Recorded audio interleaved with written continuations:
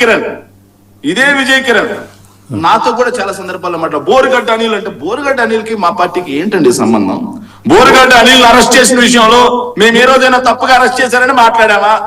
ఎందుకు అరెస్ట్ చేశారని అడిగామా? బోరుగడ్డ అనిల్ మా మనిషిని మేము చెప్పుకున్నామా? అధికారంలో ఉన్నప్పుడు కూడా, మేము అధికారంలో ఉన్నప్పుడు కూడా బోరుగడ్డ అనిల్ మా మనిషి కాదు అని చెప్పుకున్నాం. కాదు అని చెప్పుకున్నాం ఆ రోజు కూడా. ఎందుకంటే బోరుగడ్డ అనిల్ మా పార్టీ కాదు, మా పార్టీ సభ్యత్వం లేని వ్యక్తి. అలాంటి వ్యక్తిని మా పార్టీకి అంటగడుతూ మీరు అరెస్ట్ చేసుకున్నారు, దాన్ని చేసుకున్నారు, మేము కాదనలేదు కదా. ఇప్పుడు కూడా మా పార్టీ కాదు అని మేము చెప్తుంటే ఈ రోజు బోరుగడ్డ అనిల్ విషయంలో ముసలి కన్నీరు ఎవరు గారుస్తున్నారండి? దళితుల గురించి మాట్లాడి చాలా బాధేసింది సార్ నాకు. సో మేకతోటి సుచరిత గారికి మంత్రి ఇచ్చినప్పుడు దళితులుగా మేము చూడలేదు సార్. వైఎస్ఆర్ కాంగ్రెస్ పార్టీ కార్యకర్తగా చూసాం సార్ మేము, వైఎస్ఆర్ కాంగ్రెస్ పార్టీ నాయకురాలుగా చూసాం సార్ మేము. మరి అదే దళిత మహిళను తీసేసి ఎవరికి ఇచ్చుకున్నాం సార్? మేము ఏమన్నా రెడ్లికి ఇచ్చారా? వేరే దళిత మహిళకి ఇచ్చింది మేము, వేరే దళిత మహిళకి ఇచ్చింది. దళితుల పార్టీ అయితే వీళ్ళ పార్టీ అంత దళితుల పార్టీ అయితే విజయ్ కిరణ్ పాపం ఎప్పటి నుంచో గొంతు చించుకున్నాడు. ఈ రోజు ప్రభుత్వంలో విజయ్ కిరణ్ పాత్ర ఏంటి? ఈ రోజు ప్రభుత్వంలో విజయ్ కిరణ్ ఏ పొజిషన్ లో ఉన్నాడు?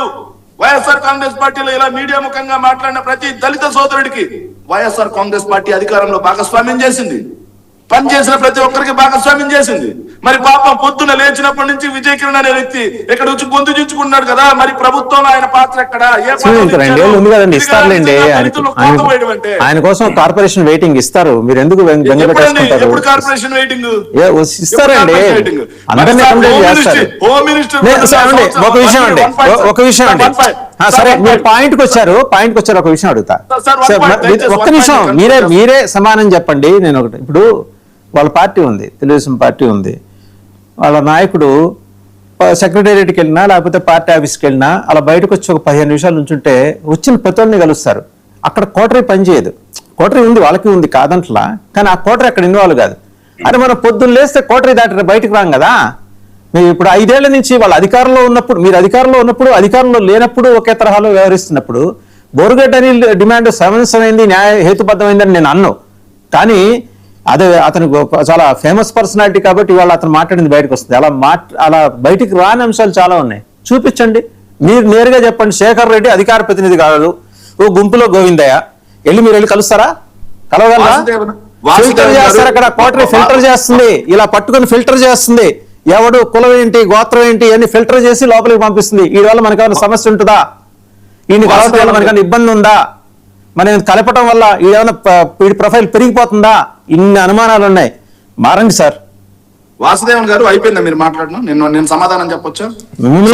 విజయ్ కిరణ్ వేరే ఉన్నాయి సార్. వాసుదేవన్ గారు మీరు మా మీద ఆరోపణ చేశారు, సమాధానం చెప్పుకోండి. మీ పార్టీ మిమ్మల్ని అడిగింది, ఆయన కాదు, మీరే చెప్పండి.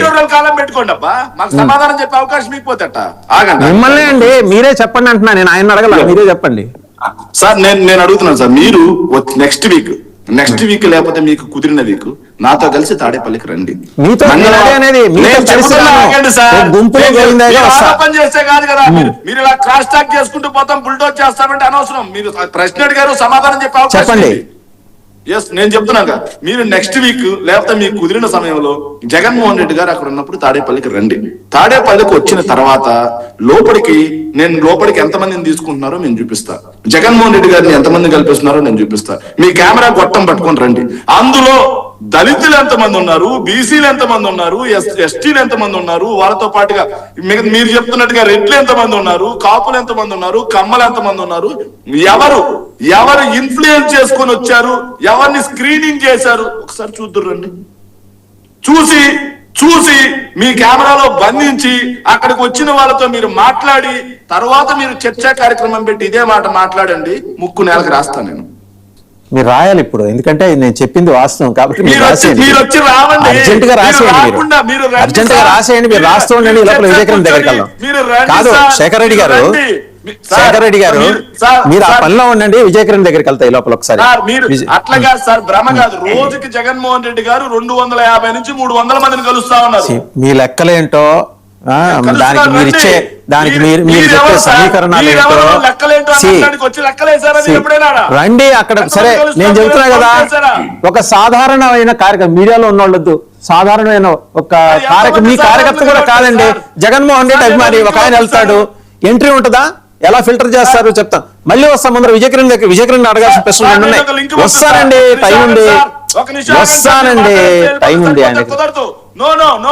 ఒక్క నిమిషం. నిన్న జగన్మోహన్ రెడ్డి గారు ఎవరినైతే కలిశారో ఆ ఫోటో లింక్ నేను పంపిస్తాను సార్.